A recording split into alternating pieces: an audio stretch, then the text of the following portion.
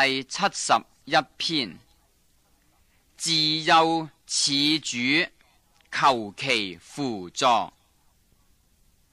耶和華啊，我投靠你，求你叫我永不羞愧，求你憑你的公義搭救我，救拔我，側耳聽我，拯救我。求你作我常住的磐石，你已經命定要救我，因為你是我的岩石，我的山寨。我的上帝啊，求你救我脫離惡人的手，脫離不義和殘暴之人的手。主耶和華啊，你是我所盼望的，從我年幼，你是我所倚靠的。我從出母胎，被你扶持，使我出母腹的是你，我必常常讚美你。許多人以我為怪，但你是我堅固的避難所。你的讚美，你的榮耀，終日必滿了我的口。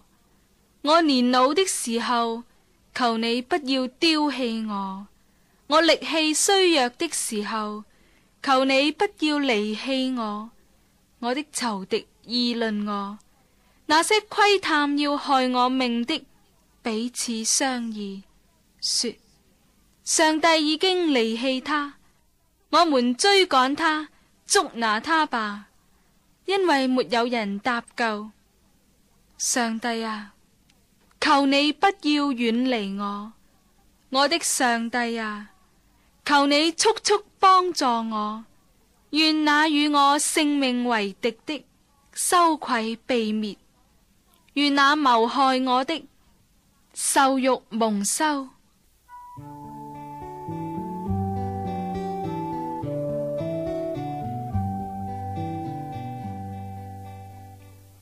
述其公義救恩，大能奇行。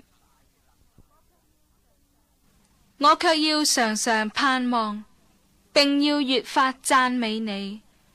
我的口終日要述說你的公義和你的救恩，因我不計其數。我要來說主耶和華大能的事，我單要提說你的公義。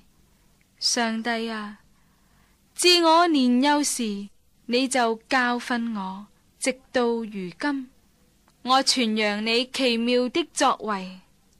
上帝啊，我到年老發白的時候，求你不要離棄我，等我將你的能力指示下代，將你的大能指示後世的人。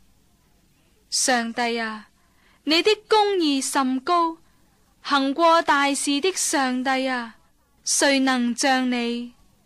你是叫我們多經歷重大急難的，必使我們復活，從地的深處救上來。求你使我越發昌大，又轉來安慰我。我的上帝啊，我要鼓瑟稱讚你，稱讚你的誠實。以色列的聖者啊，我要彈琴歌頌你。